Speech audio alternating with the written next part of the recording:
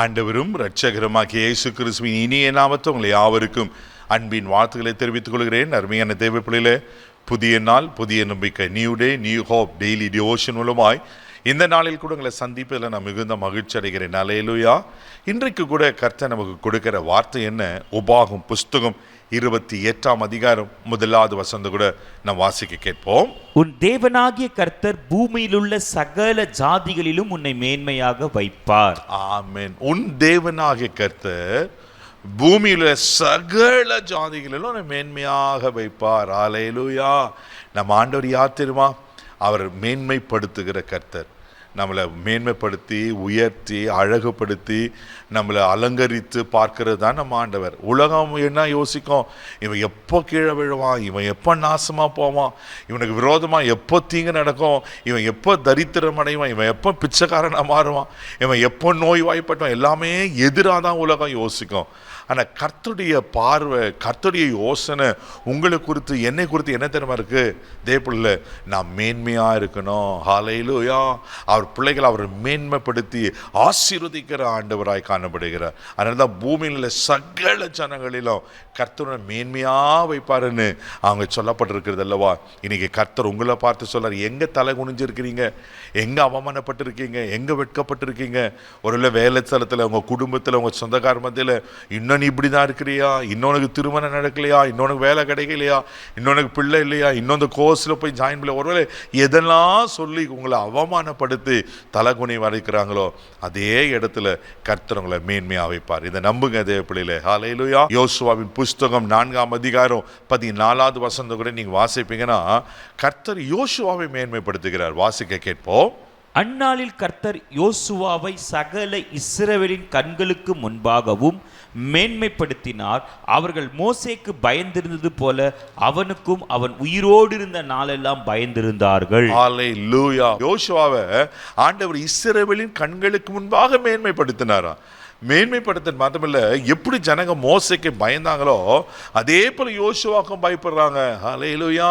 ஏன்னா மோசே ஒரு நல்ல தலைவனாக இருந்தார், அநேக அற்புத அடையாளங்களை செய்தார். அதை பார்த்து ஜனங்க பயந்தாங்க. ஒரு காலத்தில் மோசைக்கு விரோதமாக முறுமுறுத்தாங்க, கல்லெறிந்தாங்க. ஆனால் ஆண்டவர் செய்கிற அற்புதங்கள் அடையாளங்கள்லாம் பார்க்கும்போது மோசைக்கும் பயப்படுறாங்க. அதே போல தான் யோசுவாவை கொண்டு ஆண்டவர் பலத்த கிரியைகளை செய்தார். தேவனுடைய பிள்ளைகளா, யோர்தான் கரை புரண்டு ஓடுகிற காலம். அப்படிப்பட்ட காலத்தில் இப்போ யோர்தானை அவங்க கடந்து போகணும். அப்படிப்பட்ட நேரத்தில் யோசுவா என்ன செய்வார்னா, ஆசாரியர்களை முன்னாடி நிற்க வச்சு ஆசாரியர்கள் உடன்படிக்கை பெட்டி சுமந்து அந்த யோர்தானில் காலை வைக்கும் போது அந்த யோர்தான் குவியலாக்கப்பட்டது. ஹல்லேலூயா. யோர்தான் குவியலாக்கப்பட்டு அவங்கள வழிவிட்டு யோர்தானை இங்கே கடந்து போகிறாங்க.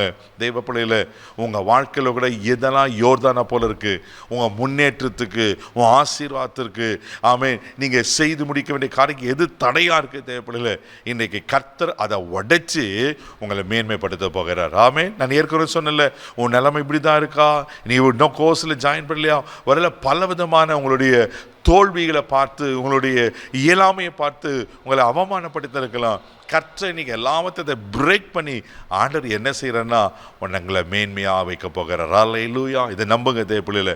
அவர் உங்களை மேன்மைப்படுத்துவார் சொன்னா அவர் மேன்மைப்படுத்துவார். 1 நாளாகமம் புஸ்தகம் 29ஆம் அதிகாரம் 12ஆம் வசனத்தை வாசிப்பீங்கன்னா, எவரையும் மேன்மைப்படுத்த, எவரையும் பலப்படுத்த அவருடைய கரத்தினாலே ஆகும் சொல்லப்பட்டிருக்கு. எவரையும், அவர் சாதாரண அற்பமா இருக்கிறதையும் கர்த்தர் மேன்மைப்படுத்துவார். அவர் உங்களை நிச்சயமாய் மேன்மைப்படுத்துவார். இந்த நாளில் அந்த மேன்மையை பார்க்க போறீங்க. இனி வர நாட்களில் கர்த்தர் உங்களை மேன்மைப்படுத்தி கனப்படுத்த பார்க்க போறீங்க. கண்களை மூடி நம்ம ஜெபிக்கலாம். அன்பு தகப்பனே, உமக்கு நன்றி சொல்லி துதிக்கிறோம், ஸ்தோத்திரப்பா. ஆண்டவரே, நீர் எங்களை மேன்மைப்படுத்துகிற கர்த்தரப்பா. யார் யார் என்னென்ன காரியத்தில் சோர்ந்து போய் ஆண்டவரே தலை குனிஞ்சு அவமானத்தோடு இன்னும் அந்த பழைய நிலையிலே இருப்பாங்கண்ணா, அப்பா யோசுவாவை மேன்மைப்படுத்தின கர்த்தர். ஆண்டவரே, அந்த யோர்தான் கரை புரண்டு போனதப்பா, ஆனால் அதை குவியல் ஆக்கி அற்புதத்தை செய்து அதை யோர்தானை கடக்க பண்ணி ஆண்டவரே யோசுவாவை மேன்மைப்படுத்துவீங்கன்னா இந்த ஜனங்களுடைய ஆசீர்வாதத்துக்கு, நன்மைக்கு என்ன தடையா இருக்கிறத தடைகளை உடைத்து இவளை மேன்மைப்படுத்தி கனப்படுத்தி ஆசீர்வதிக்க முடியாது ஜெபிக்கிறப்பா. இந்த நாள் முழுதும் கரம் பிடித்து நடத்தும் கிருபைக்கு ஒப்பு கொடுக்கிறேன். மகிமை உமக்கு செலுத்துகிறேன். இயேசுவின் மூலம் ஜெபம் கிளம்புதாவே. ஆமென். அவர் உங்களை மேன்மையாக வைப்பார். தைரியமாக போங்க. God bless you.